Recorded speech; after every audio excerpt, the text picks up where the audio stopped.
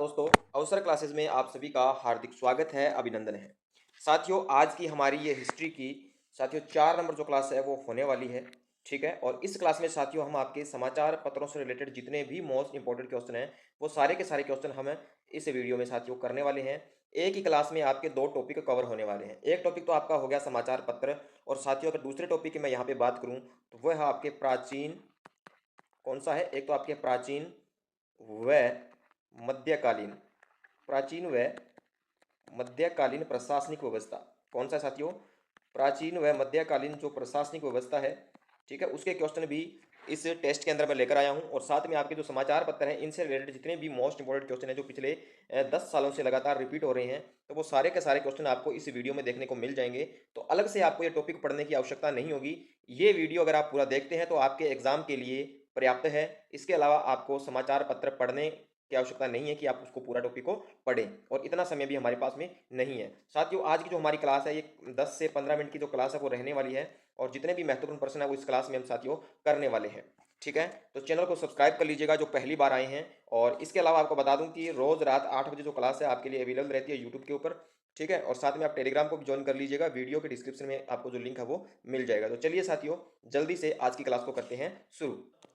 साथियों, आपके सामने आज का पहला क्वेश्चन, बालद क्या थे? जो बालद है वो क्या थे?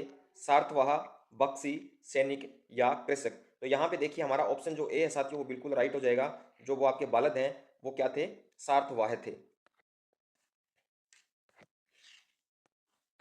अगला प्रश्न।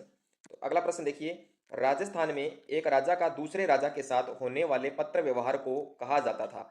यानी जो एक राजा है साथियों, क्या जो एक राजा है आपका, वो दूसरे राजा को क्या भेजता था? पत्र भेजता था, और पत्र के माध्यम से इनके बीच में क्या होता था? व्यवहार होता था। तो उसको क्या कहते थे? सनद, खरीता, अर्धदासत, परवाना? तो ऑप्शन बी हमारा राइट रहेगा, इसको कहते थे खरीता। ठीक है, एक राजा का दूसरे राजा के साथ पत्र व्यवहार का जो माध्यम था उसको कहते थे खरीता साथियों। अगला प्रश्न देखिए, 16वीं 17वीं शताब्दी में राजस्थान में झील का कारोबार, झील नहीं है साथियों, ये क्या है यहाँ पे? नील है। क्या है? नील है। नील का कारोबार अत्यंत विकसित था, और नील हमारी सांस्कृतिक विरासत रही है, और इस विरासत का गवाह रहा है। तो गवाह कौन रहा है? यानी जो नील की जो विरासत थी वो कहाँ पे थी? सबसे पहले बयाना, भरतपुर, करौली, धौलपुर, अलवर। तो ऑप्शन ए हमारा राइट हो जाएगा, बयाना, भरतपुर के अंदर। अगला क्वेश्चन देखिए, मटक, विच्छायत, चूसराई क्या थे? मटक, विछायत और चूसराई जो है वो क्या थे? राजस्थान में स्थानीय करों के नाम, राजस्थान में देसी कपड़ों के स्थानीय नाम, कृषि यंत्रों के नाम, सिंचाई के साधनों के स्थानीय नाम। 2016 में जयन सिविल में ये क्वेश्चन पूछा गया साथियों। तो ऑप्शन ए हमारा यहाँ पे बिल्कुल राइट रहेगा आपका। राजस्थान में जो स्थानीय कर थे उनके नाम थे क्या? एक तो आपका था मटक। क्या था साथियों? मटक। उसके अलावा विच्छायत। क्या था? विच्छायत, विच्छायत, ठीक है। और दूसरा था आपका चूसराई। क्या था साथियों? चूसराई। तो ये याद रखिएगा, ये राजस्थान में स्थानीय करों के नाम है। अगला प्रश्न देखिए, तिवारा वसूला जाता था। जो तिवारा है वो कहाँ से वसूला जाता था? औद्योगिक उत्पादों पर, दूसरे राज्यों से व्यापार पर, दिवाली और होली जैसे पर्वों पर, कृषि उत्पादों पर। तो ये आपका ऑप्शन सी राइट रहेगा। जो दीपावली और होली जैसे त्यौहार आते थे उनके ऊपर जो कर वसूला जाता था उसको तिवारा कर कहा जाता था। आगे देखिए, डाबी और जीवनी सामंतों की श्रेणी राजस्थान में कहाँ प्रचलित थी? यानी जो सामंत थे उनकी दो श्रेणी थी, एक का नाम था डाबी, एक का नाम था जीवनी। तो ये जैसे जो ये राजस्थान है उसके कौन सी रियासत में प्रचलित थी? जैसलमेर, उदयपुर, मारवाड़, कोटा। तो ऑप्शन ए साथियों हमारा राइट रहेगा यहाँ पे, जैसलमेर। अगला प्रश्न देखिए, वह कौन सा भूभाग था जो ब्राह्मणों को दान दिया जाता था तथा उनसे भूमि कर व अन्य प्रकार के कर राजा द्वारा नहीं वसूले जाते थे? अग्रभाग, अग्रहार, अग्रदान, भूमि दान। तो यहाँ पे साथियों हमारा ऑप्शन बी राइट रहेगा, ठीक है।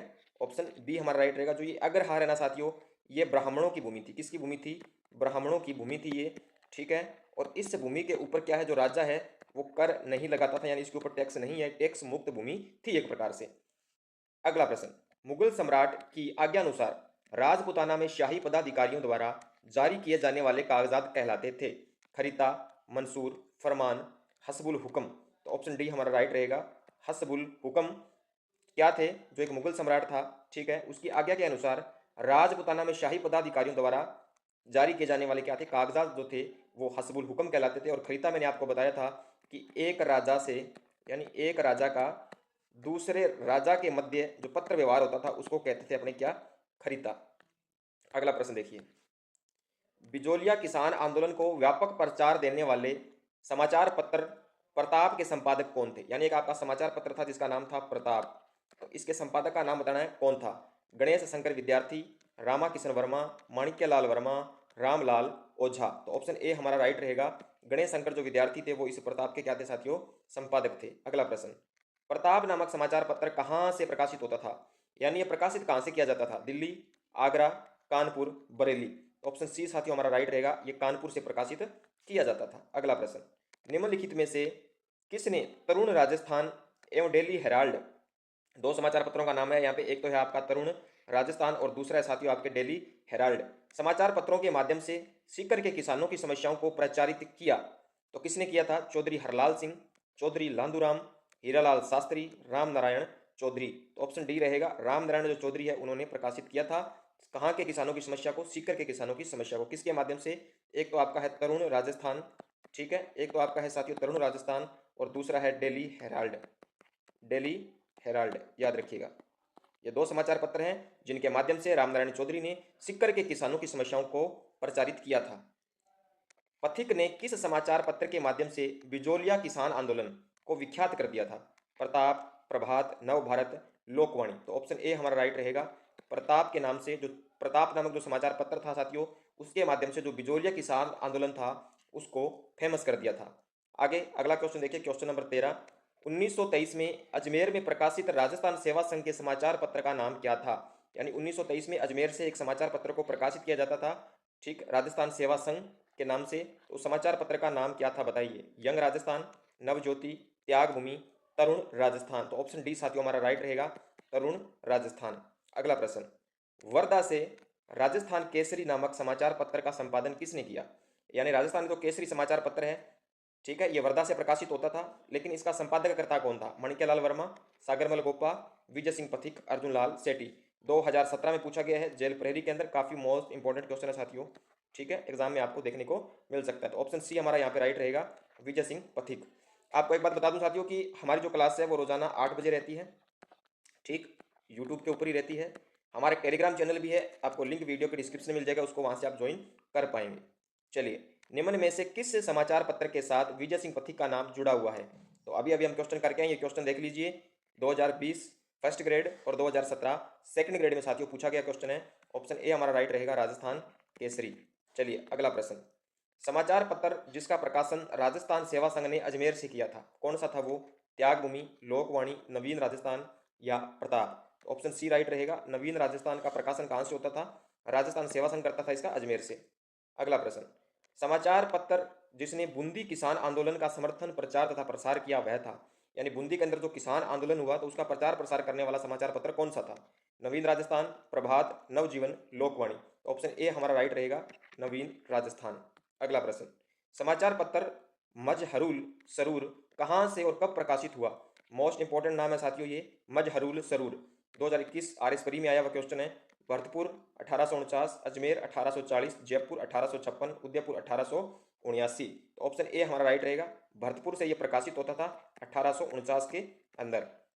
अगला प्रश्न, राजस्थान में पत्रकारिता के भीषम पितामह, तो भीषम पितामह वो कौन थे? हरविलास शारदा, पंडित झाबरमल शर्मा, मुनि जिन विजय, विजय सिंह पथिक। तो ऑप्शन बी हमारा राइट रहेगा, झाबरमल जो शर्मा है उनको पत्रकारिता के भीषम पितामह के नाम से जाना जाता है।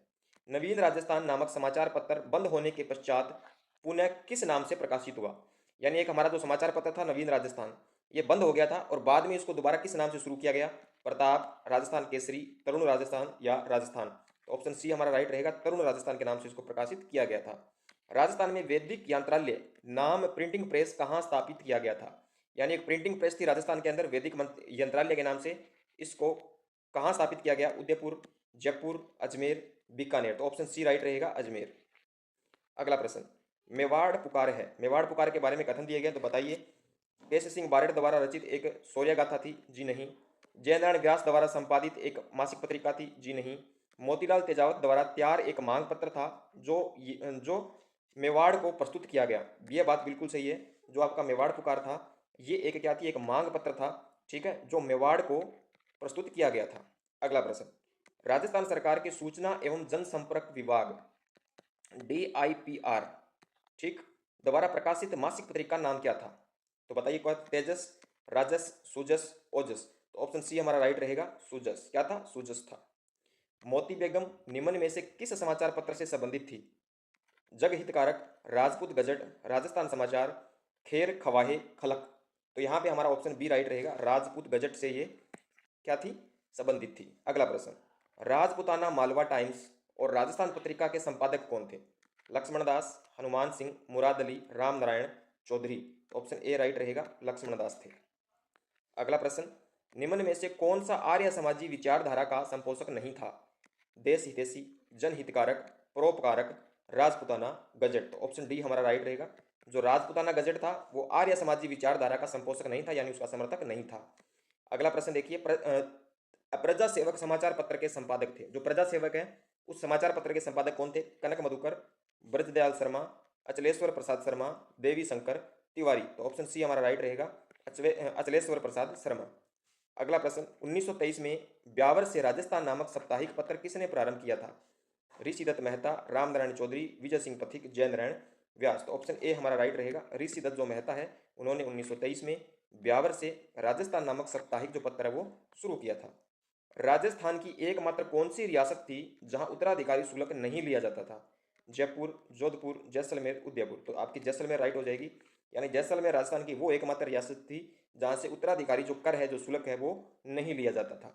अगला प्रश्न और अंतिम प्रश्न है आज का, लॉर्ड लेक ने होलकर, सिंधिया, अमीर खान की सम्मिलित सेना को कहां परास्त किया? बेर, हनुमानगढ़, टोंक, जोधपुर। तो ऑप्शन ए साथियों यहाँ पे राइट रहेगा, बेर। और जो बेर स्थान है साथियों ये आपके है भरतपुर के अंदर। कहाँ पे है? भरतपुर के अंदर है। और जो ये युद्ध हुआ था ये हुआ था भरतपुर का युद्ध के नाम से इसको जानते हैं, 1805 के अंदर हुआ था। ठीक है, भरतपुर का युद्ध के नाम से भी इसको अपने जानते हैं। तो ये थे साथियों आपके आज के मोस्ट इंपॉर्टेंट 30 क्वेश्चन। ठीक है, 30 क्वेश्चन जो हमने किए, इसके साथ आपके जो 2 टॉपिक हैं इस एक टेस्ट से कंप्लीट हो जाते हैं। यानी समाचार पत्रों से क्या साथियों, कि जो समाचार पत्रों से जितने भी क्वेश्चन पूछे गए हैं पिछले प्रीवियस 10 ईयर्स के अंदर, वो सारे के सारे क्वेश्चन हमने यहाँ पे कंप्लीट कर लिए हैं। ज़्यादा क्वेश्चन नहीं बने हैं। ठीक है, 30 से जो 35 क्वेश्चन है वो ही यहाँ पे बने हुए हैं, जिनमें से 30 क्वेश्चन हमने कर लिए हैं। और एक आपके जो है वो प्राचीन व मध्यकालीन जो प्रशासनिक व्यवस्था है वो टॉपिक भी आपका आज कंप्लीट हो गया है। तो ये दोनों ही टॉपिक आपके एग्जाम की दृष्टि से काफ़ी महत्वपूर्ण है साथियों। इस वीडियो को ज़्यादा से ज़्यादा अपने साथियों के साथ भी आप शेयर करें। ठीक है, और एक बार अगर आपके समझ में नहीं आता तो आप एक बार दोबारा इसको थोड़ा स्पीड में करके देख सकते हैं। ठीक है, 10 या 15 मिनट आपको लगेंगे इस वीडियो को पूरा देखने में। ठीक है, तो आपके एग्जाम की दृष्टि से काफ़ी महत्वपूर्ण है।